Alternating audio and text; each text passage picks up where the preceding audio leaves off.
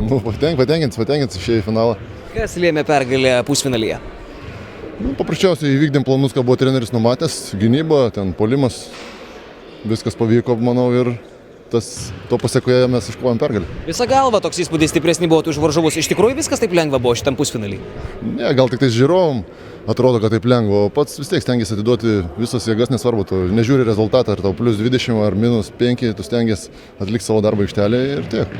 Varžovai antroje rungtynių dalyje jau praktiškai nebekovojo, nebuvo nuobodu?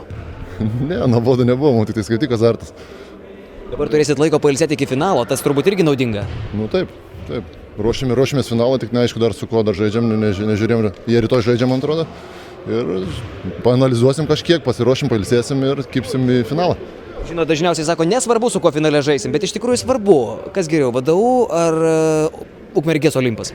Aš jau, kaip ir minėjau, kaip čia išėjom čia į ketvirtfinalį, norėčiau, kad susitiktų dvi Olimpo komandas ir išsiaiškintumėm, kad yra stipresnė.